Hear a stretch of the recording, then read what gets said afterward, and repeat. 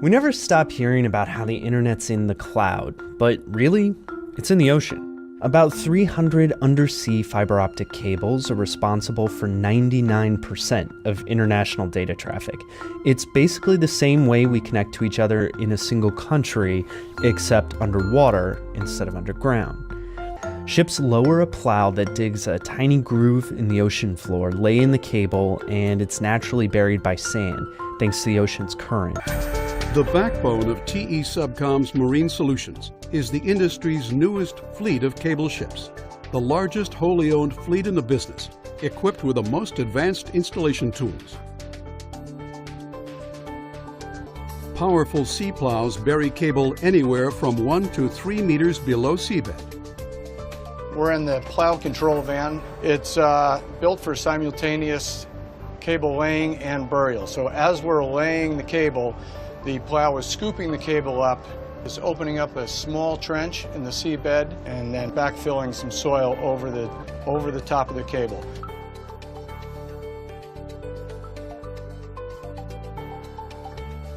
And you think it has to be cutting edge, and it is, but it's also been going on for 157 years. It has these 2 layers of galvanized steel, and then underneath that you have a plastic tube that is what would be at the deep ocean where it doesn't need as much protection.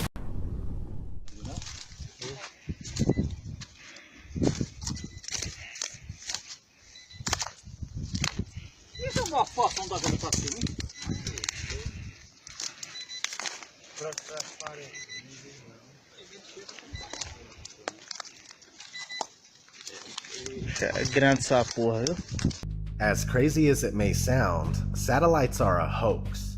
Have you ever wondered why there are never any damaged or fallen satellites? And why there are no satellite malfunctions due to constant heating and cooling?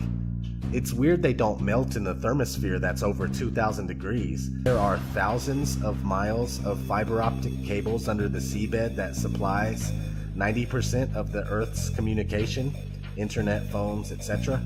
And GPS works off of cell phone towers. It's called triangulation. Haven't you seen those really tall towers and wondered what they are? Satellite TV is just enhanced radio using ground-based towers. It's all ground-based, just like the old TV antenna.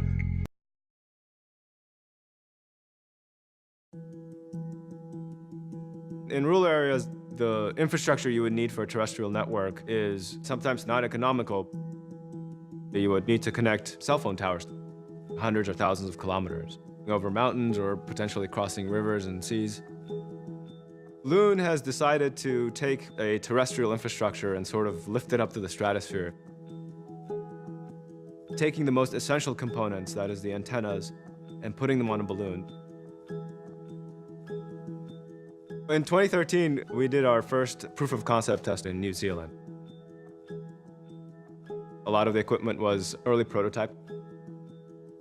It certainly was not a solution that you could scale up to millions of people. After the New Zealand experiment, we focused now on a scalable, deployable, worldwide solution. First, we needed a very reliable and robust high-throughput link to the existing internet. We beamed that signal up to the balloon through ground stations where the terrestrial internet network sort of ends and Loon starts, connecting the telcos up to the balloon. Some of NASA's latest space dreams came crashing down in Central Australia today. A giant helium balloon packed with expensive scientific instruments lost its moorings in high winds. As Anna Henderson reports, it cut a swathe through an airfield and sent onlookers running for their lives. As the giant helium balloon was launched into the air, its precious cargo became a high-speed projectile.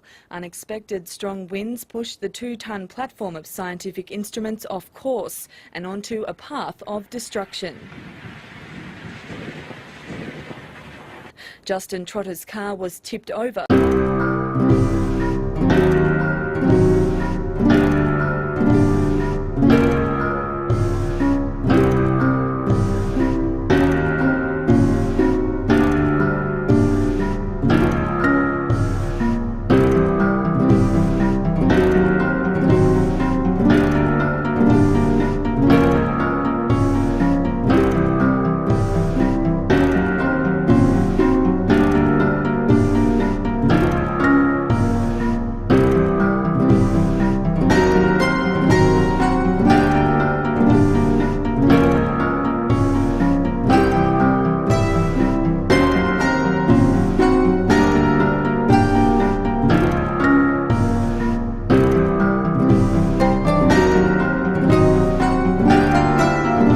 like, what about satellites? I see satellites up in the air.